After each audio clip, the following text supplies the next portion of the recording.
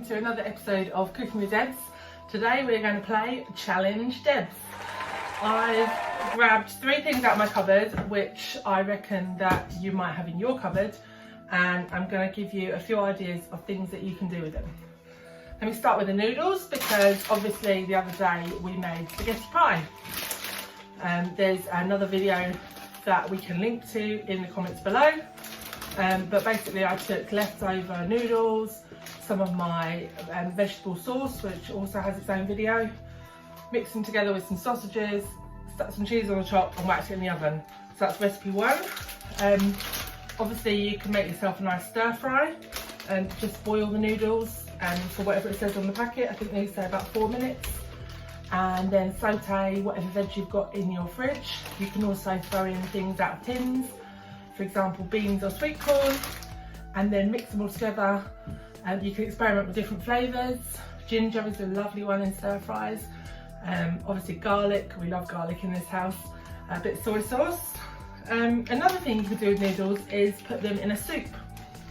So chicken noodle soup springs to mind, but there's also other, like a sort of more tomatoey sauce soup, and again that can be used with leftovers. Soups are really good for throwing leftovers in.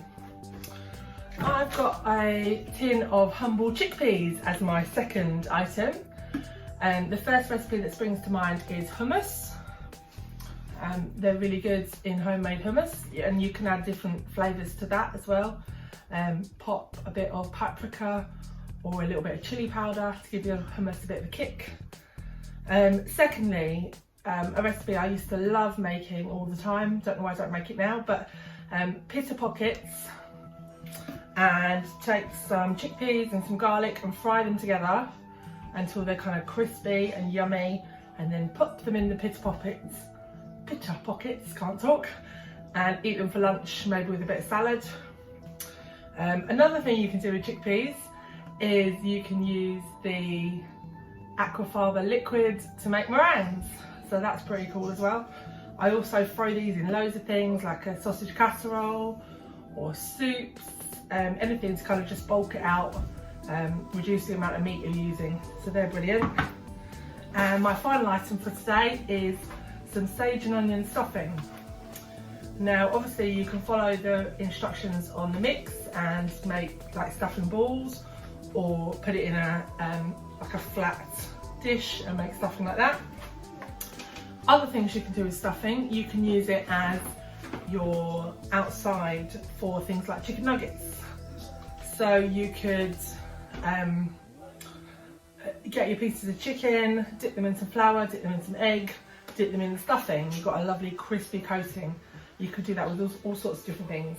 You could also use this in a recipe, for example in a meatloaf or in some burgers where you might use breadcrumbs.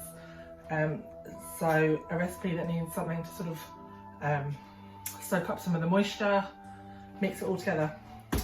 So that's it, we've got noodles, chickpeas and stuffing mix. Please let me know what you'd like me to talk about next week, and I'll give it a go. Come up with some interesting meals for the things that are stuck at the back of your cupboards. Lovely to see you, hope to see you soon, bye!